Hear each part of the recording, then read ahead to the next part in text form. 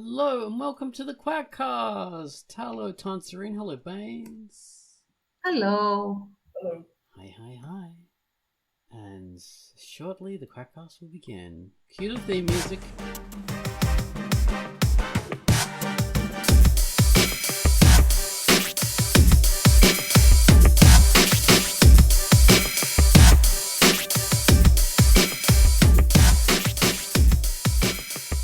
Our theme music. Welcome, guys. This is the Drunkduck Quackcast. Of course, as an I already said that. This is episode number 671, and this week we're talking about creator versus creation. Pretty much, can you judge a creator by their creation? Can you judge a creation by their creator? And that's what we're going to talk about. It's a big topic. And we love the hard topics, don't we? So before we get into that, I'm gonna have to bring up the featured comic. Featured comic was one I featured this week. A comic called The Magic Powerball. So I'm gonna tell you about the Magic Powerball now. Hello, I'm Ozone Ocean, and my feature for the week was Magic Powerball. Things are looking great for young Maria. She's just been made captain of her volleyball team, and they're off to compete in a tournament tomorrow in another city. Even better, when she gets home her parents are out, so she can do whatever she wants. That's where the trouble begins. She wakes up too late and misses the bus with the team, and instead ends up stranded in a bizarre magical place filled with weird monsters and crazy people, with no way to get back home. What is a stranded volleyball captain to do? Why? Compete in a magical volleyball tournament, of course. This is a hilarious comedy manga with some sporty spice, but it's mainly a comedy with action, adventure, magic, and cute characters. The art is mostly black and white, with some colour, especially the coloured covers, which I love. So yeah, this is a little bit sporty. There's a little bit of sport in there, the volleyball, but it's peppered with a lot of comedy and traditional manga tropes, and it's very, very cute and quite lovable and very funny, so I hope you enjoy it. Have a read of The Magic Powerball. It's a comic by Jen Atto, and it's rated E for everyone. That was The Magic Powerball, a really cool comic, and that's comic by, of course, someone who I would have told you about in my review. Okay, so next up we're talking about the Gumwell's feature. This week, Gumwell's has given us a theme to a comic called The Focus. And this is a creepy yet beautiful piece that brings points of colour to a cold grey landscape and eventually ramps up to a climax that sounds as if it was played in reverse with pieces of broken glass. So take it away, Gumwell's, with your theme to The Focus.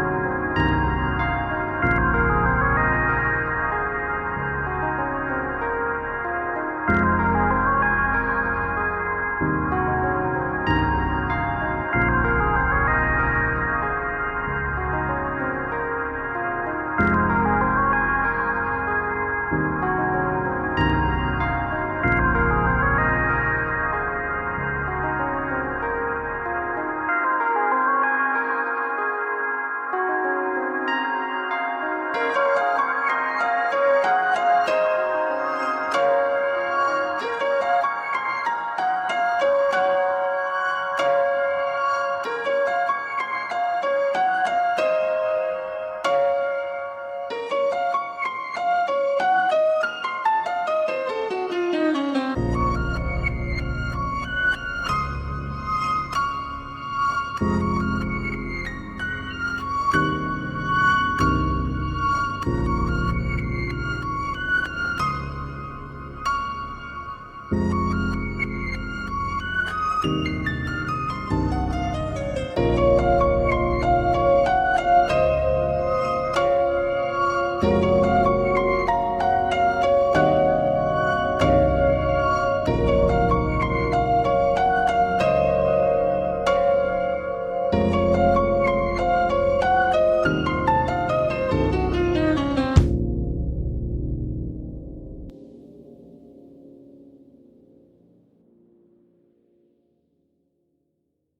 it was The Focus by Gumwallis, but the comic is not by Gumwallis, of course. The comic is by Spooktergeist, and it's rated T for teen. Spooktergeist. Judging creators by their creation, or vice versa. So how do you... Well, this is a big topic. Oh my god, and let's continue with what we were talking about in our video, our lovely Patreon video that only our patrons get to see. $5 patrons. Magic. Like a poltergeist. So we were talking about Woody Allen. He's a sore subject with a lot of people, and it's quite interesting. I mean, I have a specific opinion on this one too. It's a bit stupid. Oh, please. Okay, so Woody Allen sort of seems like a really creepy guy. So he really does fit into the that prejudice against that whole thing. But the whole like anti-Woody Allen stuff started when he started that relationship with Soon Yi. So Soon Yi was a adopted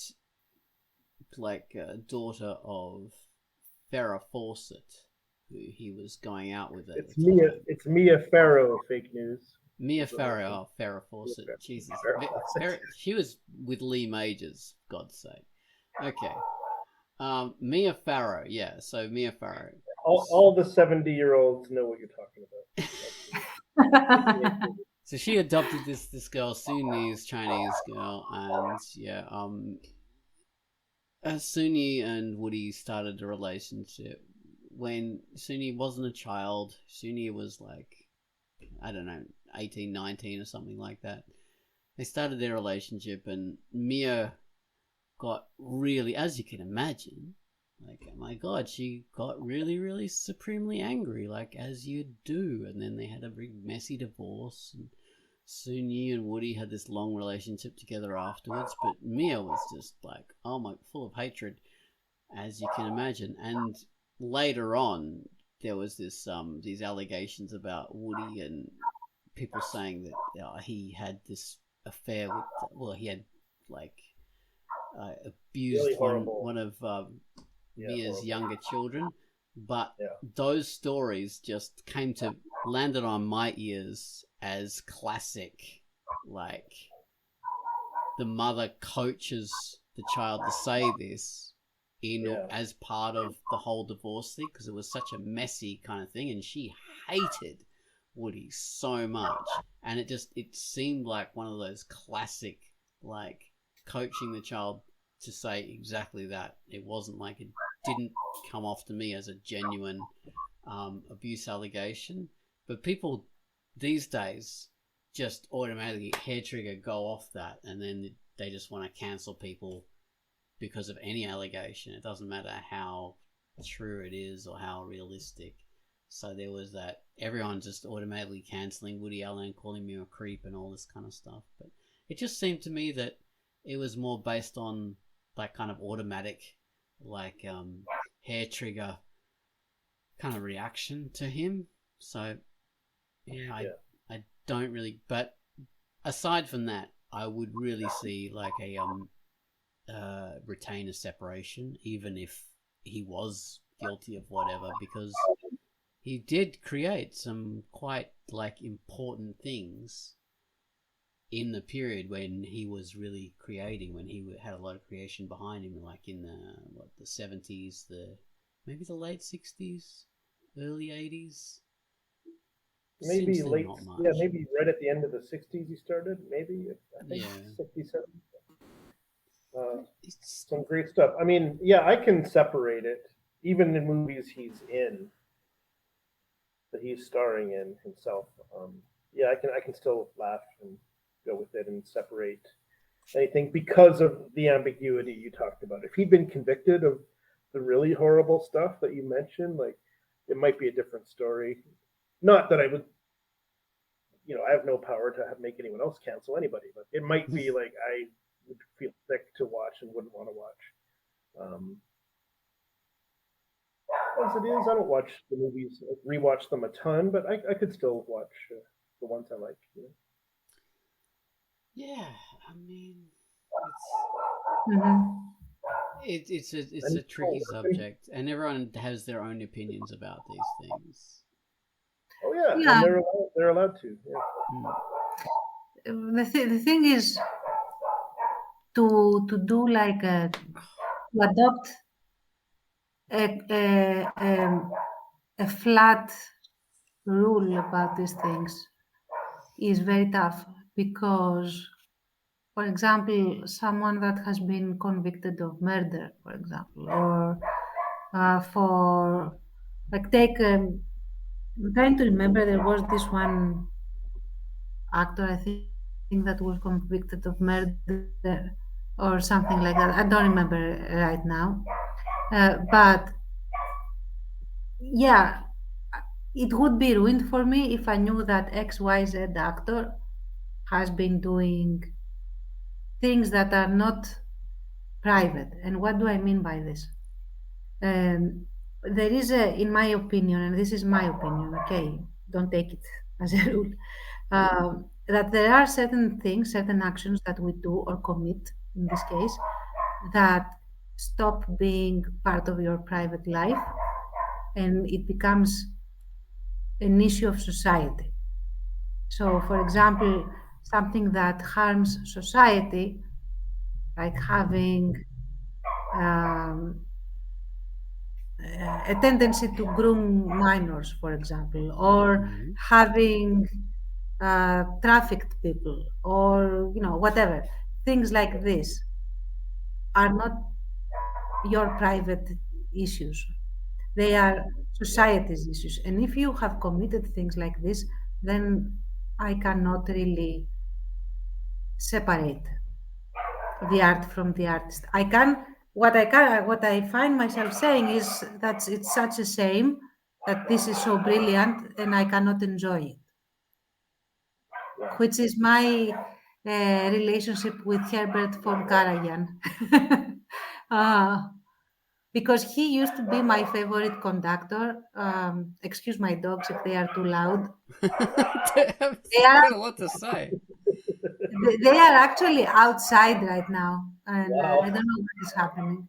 I can understand it. They're going. F. Woody Allen. He's a child Yes, abuser. I hate him. How They're could you? quite How could you outraged. support him? they have opinions. So, yeah, Karajan was very much a Nazi, or a sympathizer of Nazis. Take it, call him what you want.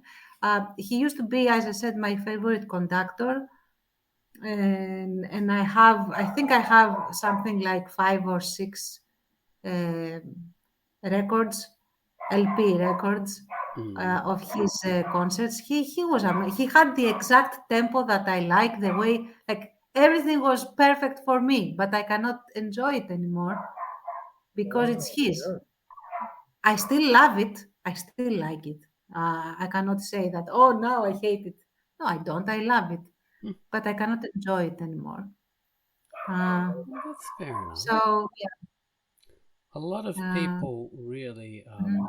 love Wagner, and a lot of Hmm. people hate him because Hitler liked him, and Wagner did used to say various had negative opinions about the Jews, but obviously, and although I think people tend to like go a bit too far with that, because no matter what Wagner felt about the Jews, it's nothing compared what the Nazis did, and you can't You know. relate that. It doesn't matter how much the Nazis liked Wagner.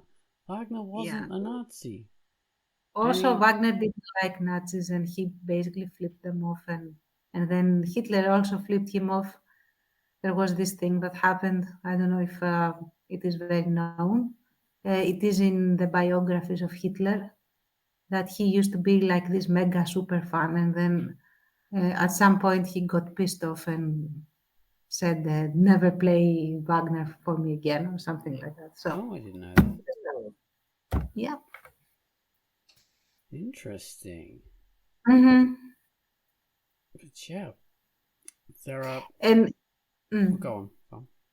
no, I was going to piggyback off that and say that, and there is an element of time and culture, because there were a lot of people that were quote unquote exceptionally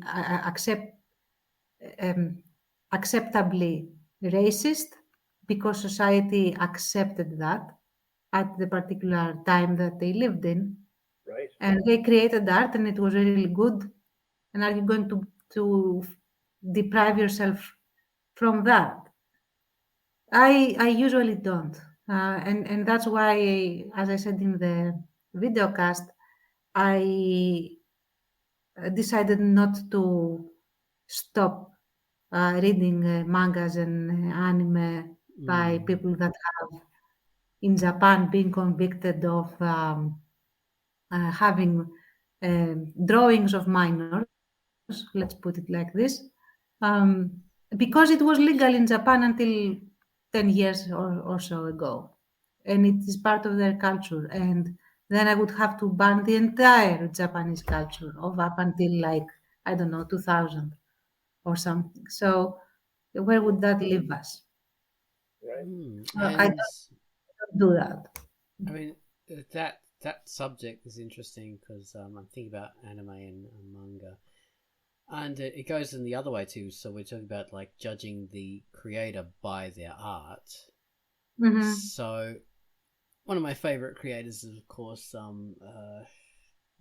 Masamune Shirow. Masamune Shirow. Love his Ghost in the Shell series, Appleseed, and everything else that he's done. Magnificent stuff. But he also, did a lot of like porny kind of elements in things. There's even like there's two famous pages in his Ghost in the Shell series that has the Motoko Kusanagi, like like virtual reality system enjoying stuff with her girlfriends. And people go, oh my god, yeah, look, he does porny kind of stuff. Porny. And then they judge him based on that. And, like, just totally ignore the fact that he's created these amazingly clever pieces of work that have been so hugely influential in the 90s and the 2000s. Like, and they massively forwarded the idea of like ideas of cyberpunk and all this kind of stuff, and they were just genius, this work that he's done, and they go, oh my god, like porny artwork. Like I don't judge him by that. I think as an artist you should be allowed to include whatever you want and be judged separately on that, and not judge him and then judge the rest of his works based on this element. I think any artist should be able to include porn in their work whenever they want, and it not taint the rest of their work. The people I judge are the people who judge him. Like anyone who says like, oh my god, Masamune Shirow, look at this porny stuff that he's done, I think you are an idiot. I think you are a effing moron and should be kicked in the span. Should be kicked in the place where your legs meet. That's my incredibly opinionated opinion.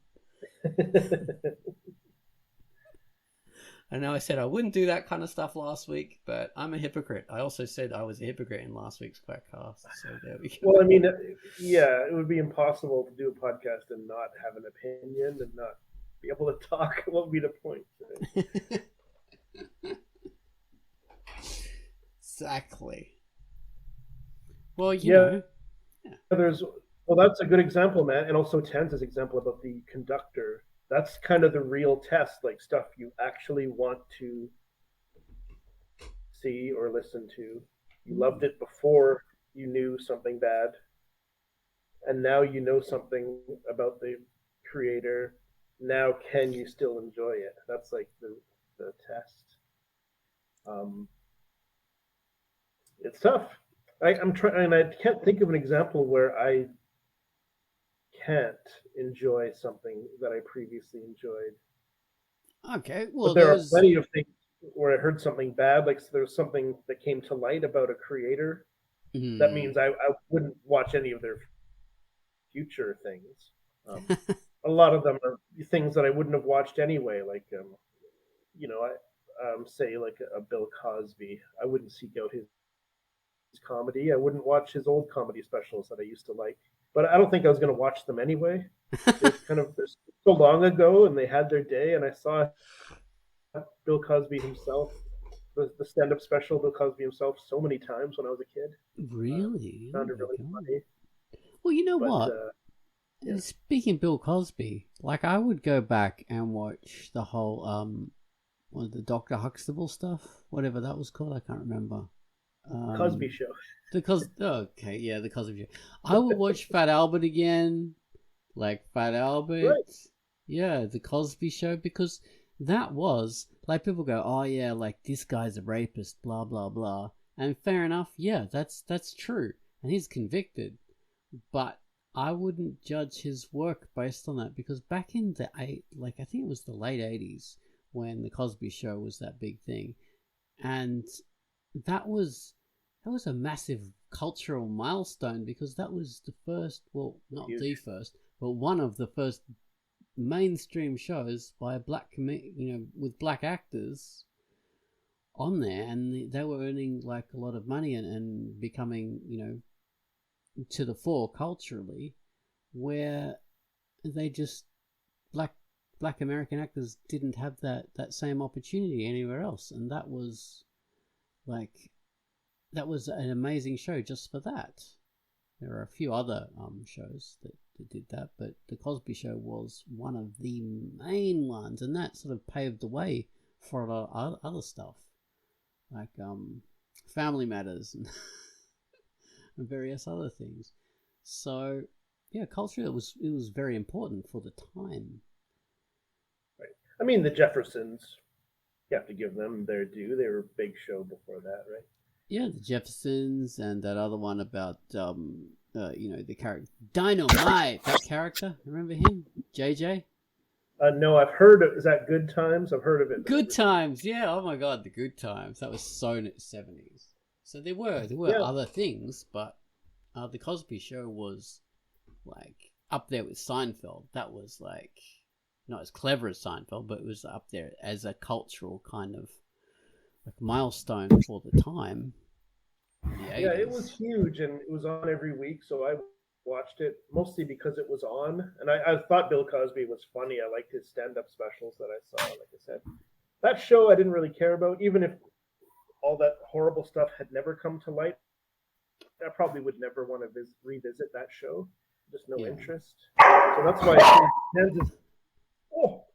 Tanz's example about the music is a good example and interesting, because she actually would like to listen to it, but can't enjoy it.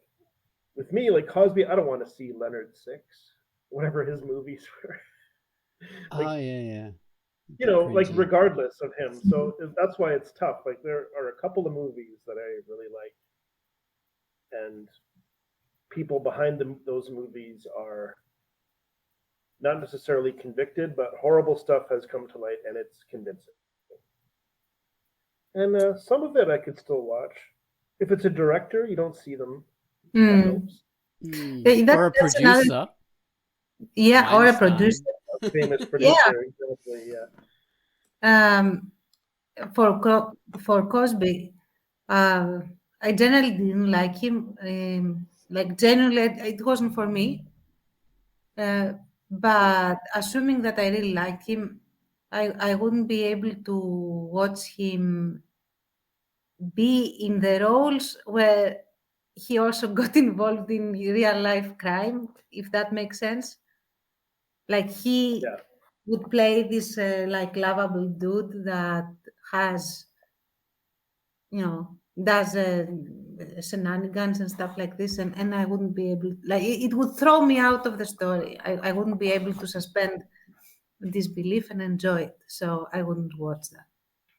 Right. You say But yeah, if it is a producer, it's harder. there's more separation. There's a lot more people involved in it than the producer. So I mean, Mm, say all the Weinstein films, Weinstein, he was like in like funding these things and getting the actors and all this kind of stuff. But the creations really do speak for themselves. So, and it would be, you'd be like you'd be unfairly punishing the actors who were in it and who had, some of them had to suffer to be in those things if you That cancelled the movie. I was just thinking that as you brought it up, like, what about movies where the making of the movie was a horrific experience and nasty things happened during the movie, or just like it was hard, it was a hardship to make the movie and people were meeting Yeah. together or something. Like, Apocalypse I Now, don't know about that. Twilight, yeah, Yes. where they got cut in half by a helicopter. or oh my God, I cannot remember anything today. Who made The Shining? Kubrick. Come Kubrick, on. Stanley Kubrick. Yes, Kubrick. Kubrick's, like, being on the set with Kubrick apparently uh, was very much was torturous, and not necessarily criminally torturous, but still torturous. To Hitchcock get this as well, perfect. Hitchcock as well, yeah. Yes. well known for being quite nasty man. But those films still, they are like, incredibly artistic. They're amazing. So really got to be a case by case basis. But it makes it a good case for separating the art and the artist as much as we can. So yeah, all right, convicted of. Oh yeah, I remember. Okay, so Ferris Bueller's Day Off. Love that film. Right. That's the famous one. The guy who played the principal in that was convicted of having child porn or really? child stuff. I don't know. I But didn't yeah, know that. he was well and truly convicted, so he was guilty of it. But I still love Ferris Bueller's Day Off. And I still, like, there's other films that guy's been in that I would still love. So I just got to separate the art and the artist there. Like, say, he was in Howard the Duck and all sorts of things. Yeah, Beetlejuice. He's in everything. Yeah.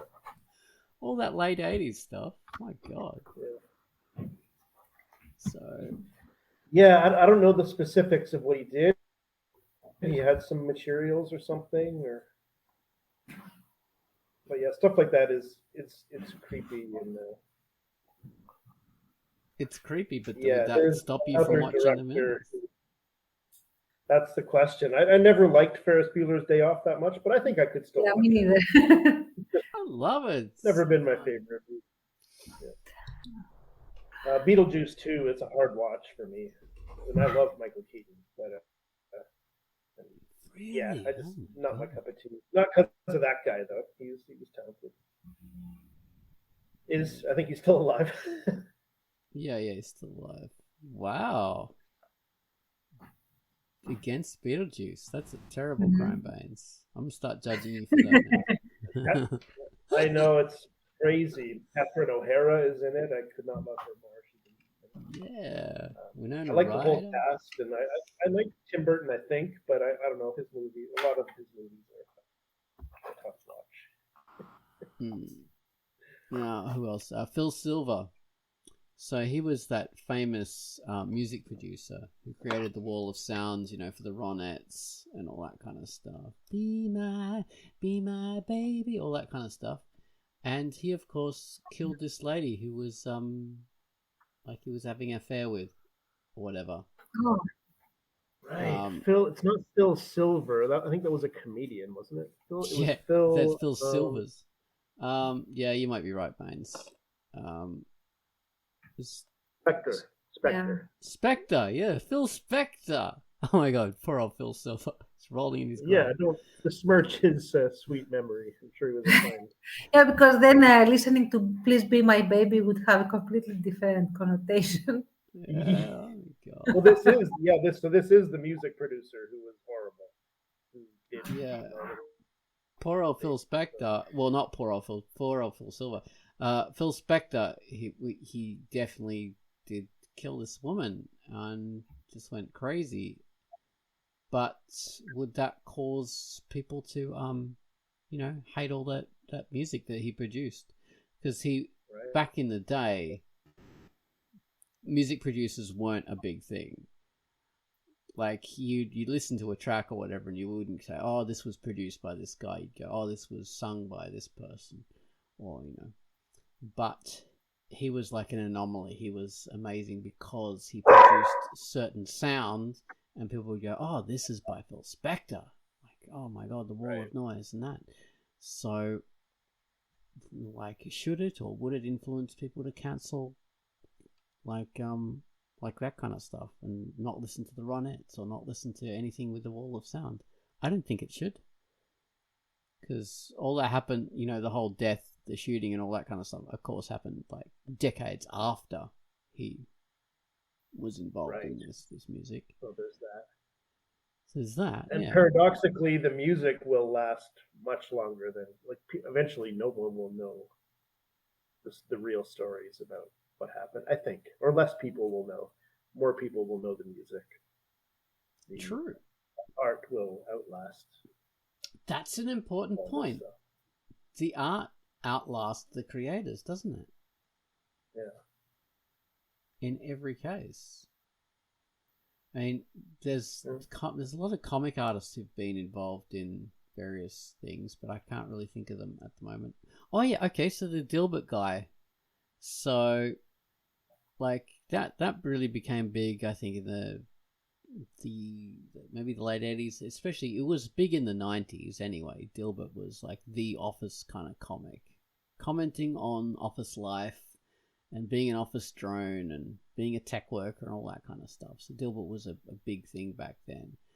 But in the late, I don't know, the 2010s, like 2015s or whatever, during the whole Trump election especially, Scott, whoever is the guy who creates Dilbert, started to go a bit nutty. Scott Baio? Scott Baio. He is nutty. Yeah, so the guy who is creating Dilbert started to go a bit crazy, and he started to go a bit like wackily pro-Trump. And there's nothing wrong with being like supporting a politician, even an idiot like Trump. But he started to go really, really wacky in his opinions and conspiracy stuff, and against COVID vaccinations, and he just went off the deep end. And that drove a lot of people to start not liking Dilbert, his comic, and cancelling it. And I'm going to say here, like me talking about separating the art from the artist and all that kind of stuff. Like I used to, as a daily read, I used to read Dilbert all the time, just because it was like a routine thing. When he started doing that, I stopped reading Dilbert. So am I being a hypocrite here? Sort of. I'm sort of being a hypocrite, but at the time, he was like including like a bit of a blog post with his comics. So you'd read a bit of the artist's opinions along with the comic, right? So there is more of a connection between the artist and the art. And I would go on. Well, that connection was made a lot more strongly then. And he was trying to create this big community around himself at the time. And that's when that really started to happen, and the nattiness. And it just, the connection was too much there. And the comics started to get a bit boring and a bit like basically I realized, okay, I'm reading this as part of a routine, not because it's any good. And it's repeating themes over and over and over, and it's not imaginative. And the whole like kerfuffle, like what he was doing, made me realize, oh, okay, I'm not reading this because it's any good. I don't need this anymore. I don't need this rubbish. So I didn't really like, oh my god, I wouldn't go back and read Dilbert anymore because this guy's a nutcase. Like I would, maybe I'd pick up an old copy of it or whatever, but I'm not gonna like ever have it as a routine thing because that just made me realize that it was just a routine because it was a routine. So there you go. So I'm not really a hypocrite. There's more to it. Yeah, I really wanted to point exactly that out because when the artist uses their art to propagate certain things that you may not agree with, then you will stop reading or consuming or whatever. It's as simple as that. And I might sound a bit, not a bit, a lot biased and stereotypical. But I have noticed, and this is my experience, I'm not pretty sure, I'm completely sure there are exceptions to what I'm about to say, but this is my experience. I have noticed that artists, especially cartoonists, that go off the deep end experience also a direct drop in the quality of their comics or the cartoons. Um, I don't know why it happens, but they seem to lose a bit of that creativity they had. What you talk about with Dilbert, we had another really famous cartoonist here called Arca, and he produced some of the most iconic cartoons uh, ever in modern, like post-Junta Greece. And he had he was like a centrist, left-leaning type of dude. Not necessarily like don't expect like someone extreme left or whatever. He was like a middle of the road kind of guy. He had a lot of charisma in the way that he conveyed certain things. He basically became a staple of Greece. Let's put it that way. So lately, like the past 5 or 6 years, he went off the deep end with the right-wing government that we have now, to the point that people are not even sure that it's him, it's the same guy. Because the thing with Arca was that we never really knew who it was. He never revealed, kind of like Banksy in a way, but for Greece and in. So people say he must be dead and someone else is using his name because there is no other way to explain this. Because he went, and when I say he went off the deep end, I mean the deep end. I'm talking Trump level stuff. And he stopped all of the series that he was creating because he had some recurring characters that, everyone had their favorite, blah, blah. So none of that, all of that gone. Now he creates this weird little like a doodle and then he has this little snippet like a haiku where he says something incredibly stupid. And that's it. So he has 1 second. Tance has got her insane dogs messing around. Yes, Tance has dinosaurs at home. Yeah, sorry about that. They are just before bedtime. They are going to be in the room in a second. So anyway, so of course he lost all of the audience that he had from before, and now he has a new audience, which is all the weirdos and the flat earthers and the anti-vaxxers and the right wingers that wear Corinthian helmets to pro, like to anti. Oh no. Yeah, to anti-LGBTQ rallies and stuff like that. while carrying icons. These are his audience now. So Right. yeah, I stopped reading the guy. There's nothing for me there. So yeah, there you have it. Yeah, well, that makes sense. So yeah, the art is no longer what it was anymore. It's something different. Exactly. Well, that's disappointing, especially how they're using a love symbol like that, a Corinthian helmet, and adopting it for their own stupid Yeah. stuff, which Yeah. ruins that symbol a bit. Exactly. And this is like the right wing, the extreme right wing, or the neo-Nazi wing, because that's what they are really. Whatever they touch, they mar. And there's no other really real way to put it.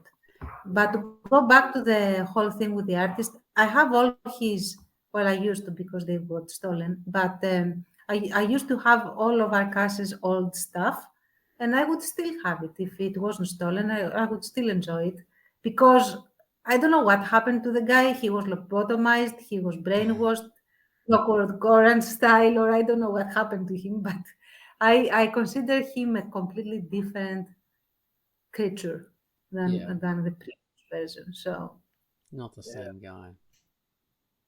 mhm. Well, that's quite tragic when something. I mean, there's the old saying, "Heroes have feet made of clay." So,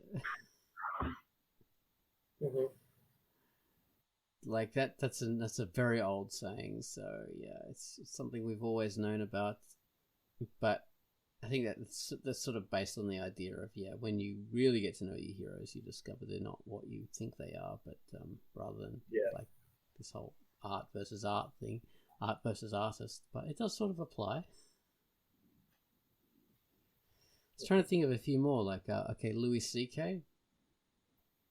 He was I was wondering whether to bring him up. What's your take on that? Well, the funny thing is, I never liked him. Right.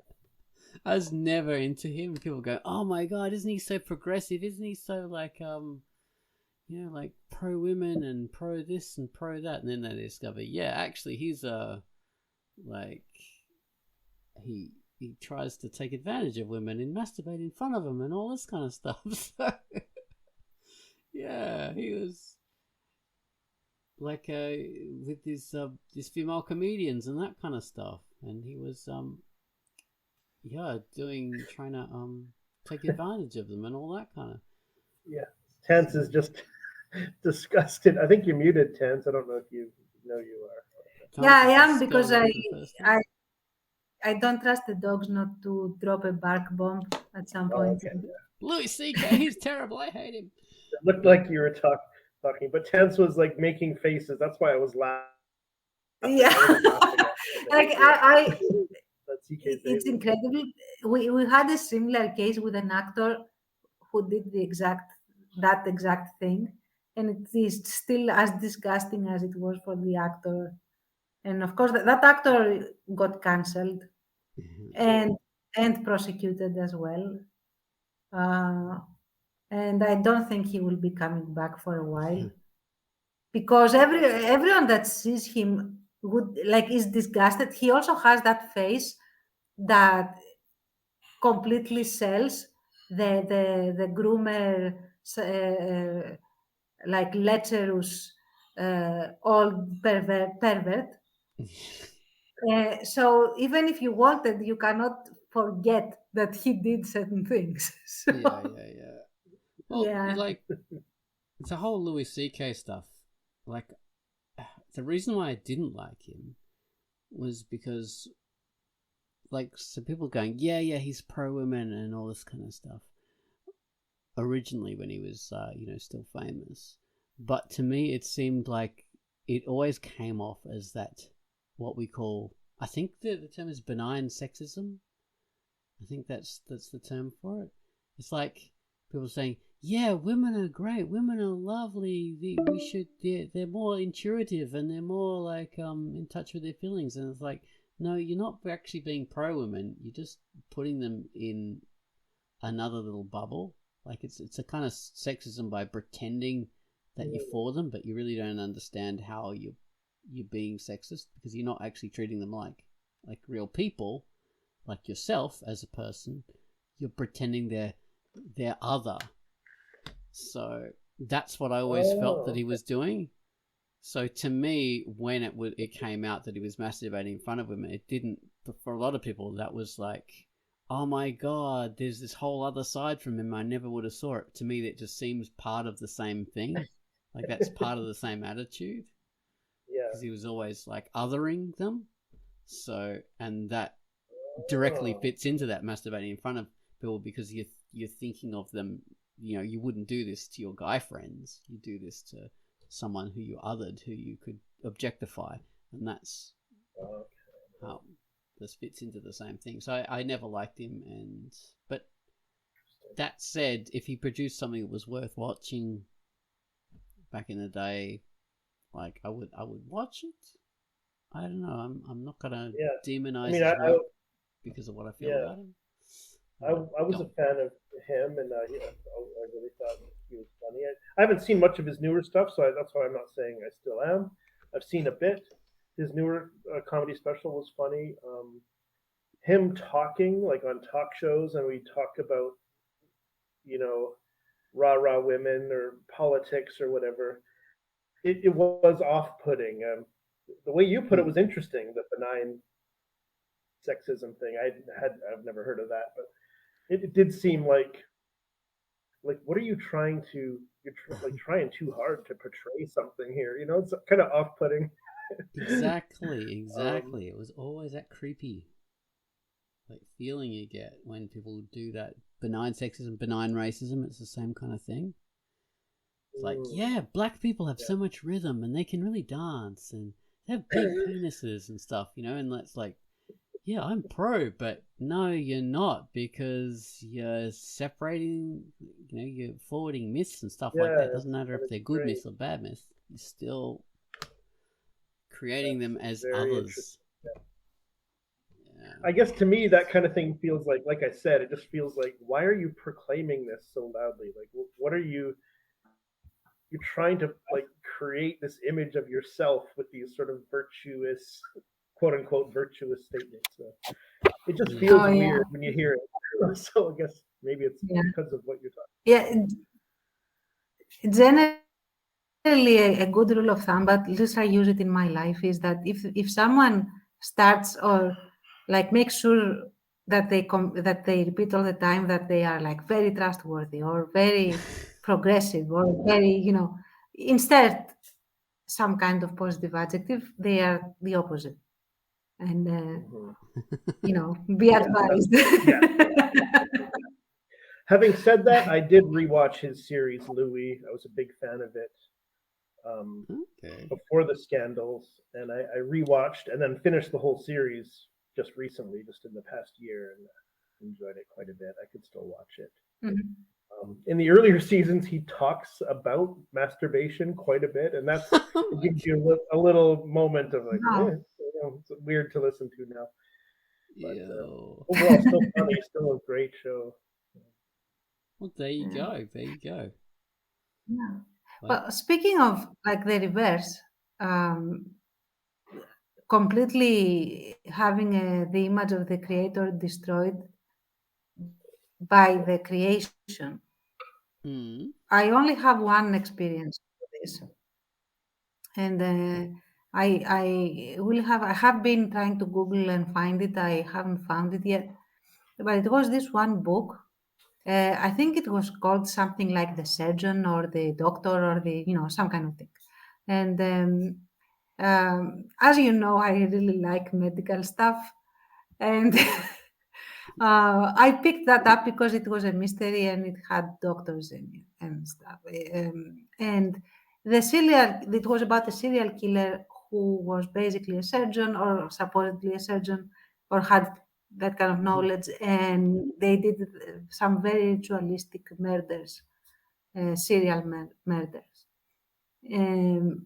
Something like Jack the Ripper, but more advanced, I suppose. I don't know. Right. The way the author described the murder, because they took you through the murder step by frigging step, even to the point of how many layers of skin they separated from the organs, Ugh. and how Okay. that felt and stuff. It really felt like the author was basically, I'm sorry, but was basically jacking off to this. I cannot say it differently. I'm so sorry. The Not author it's was not. Louis C.K.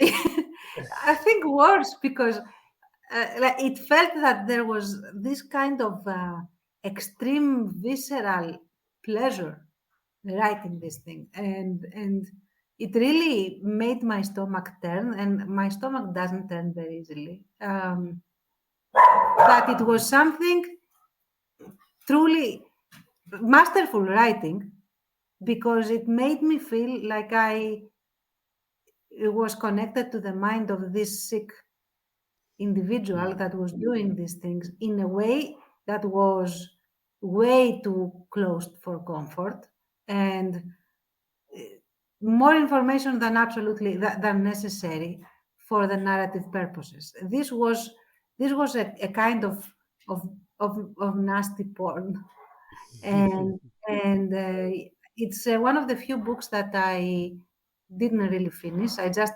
jumped to the end of the end chapter to see who it was, and then I tossed the book, and I really felt disgusted by a particular author. Made sure Oh. never to pick up another book by them. And now to the point that I actually don't remember their name. Wow. Oh. Yeah. Well, your dogs are heavily disgusted by the whole thing. There's that. Yes, Yes, they do have an opinion, don't they? Like every time we mention something disgusting, they sound off on that. they can But feel yeah, it. the Yeah. reality is that people are passing by outside because it's now the time that people, return home, and they object, I guess. So. Yes. Disturbing. Yeah, disturbing the peace. Those people.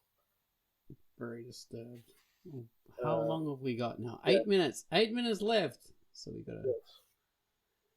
Okay, I feel like I should make clear that personally I put these certain gray area things like a Louis C.K., Woody Allen, definitely Johnny Depp, in a different category from the monstrous.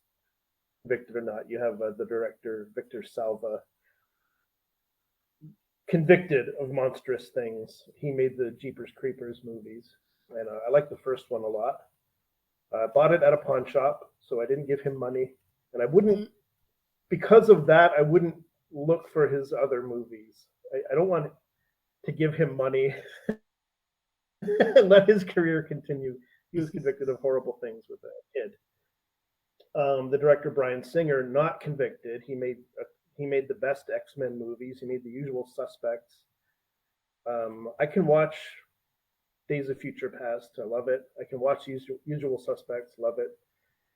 But he is, although not convicted, like it's pretty damning. Like what's been said is very convincing, and it seems like there are a lot of accusers and a lot of pretty awful behavior. Kevin Spacey, who's in some of his movies, similar. He'd be hard to look at. I wouldn't seek out their new movies, but yeah. Kevin Spacey, I just wanted to put the thing. evil, the more evil, like the Weinsteins and so forth, in their own category, and to me, what is a gray area in a different category. But, yeah. Yeah. Well, fair enough. Well, say Kevin Spacey. I don't really know. I don't really get that one because people saying, "Oh my god, he's so evil," but all he's really done is like come on to guys. He hasn't really like forced people to do anything. From what I've heard, it's like Yeah. I mentioned him as man. a friend of I mentioned him as a friend of Bryan Singer and stuff. No, he's not been convicted of anything either, I don't think. But he's been cancelled by people. Yes. Because So and they've accused him of stuff, but it just seems to be like he's come on to guys who aren't necessarily homosexual, but he's come on to them in a homosexual way. But people find that so horrible that they equate it with like sex abuse. That's what it just seems like to me. I don't really get that. I think what's the difference if like between like a straight person coming on to another straight person, or like what does it?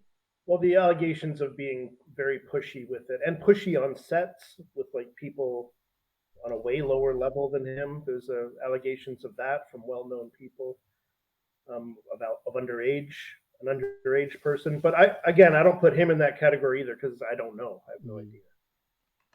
Fair enough. But yeah, your different level thing is a good way to do it. Like Weinstein is a huge different level to a lot of other people because there's a position of power and using your power in order to like get people to do things is quite horrible. That's trying to force someone kind of force. The really horrible, like that Cosby behavior is horrific on a level. It's beyond belief for how famous and well known he is and beloved he was. And then you contrast that with the horror of the crimes. It's like, oh my gosh. I know that's not really what this episode is about, but it's crazy. Well, say, okay, here's a thing. Would you watch the original Naked Gun films again? Oh, with OJ, right? Exactly. I can watch those. It's tough to look at. Yeah, it's hard to look at him and not think about like, oh my gosh, that's O.J. Simpson. But I can still watch them. How about you? To me, it's fine because he's a different person to the to that killer of Nicole Brown, I think it was. Yeah. And her boyfriend. Like, because that happened obviously long after he did those films. But, it's a different time, different person, I think. And maybe. I can separate that. I can indeed. I guess I can somewhat. But when I see him in those movies, it's strange. It's a bit strange. He's not in the baton, I don't think. So he's getting dragged around under a truck for most of. Is it the first movie? You don't see him much. It's a pretty interesting Quackcast, isn't it? It's a pretty interesting topic. I like it. It's dangerous ground. We're working on thin ice here. Yeah, I hope we didn't upset anyone with seeming to like not take something seriously that is serious or anything like that. Well, Tance wasn't here for my big opinion thing. She was safe away with her dogs while I was ranting. Was I? I think I heard most of it. Really? That was my big rant about how people should be kicked in the crotch if they don't like Masamune Shiro. Oh, okay. So I didn't hear that particular part. Okay, so that was the idea of say Masamune Shiro is a fantastic artist behind things like Ghost in the Shell, Dominion Tank Police, Appleseed, so many other things were super like influential cyberpunk anime and manga back in the 90s, and they were just so massively worldwide cultural kind of icons. But in a couple of panels in Ghost in the Shell, he has his Matoyo Kusanagi character involved in a virtual porn scene. Just here anyway. Well, I won't go over it again. The call's going to end in a minute. Oh, yeah, here we go. We're about to be cut off here. All right. Thank you. So, bye-bye, everyone. This has been Quackcast number 671. Bye-bye. Bye-bye. See you next week.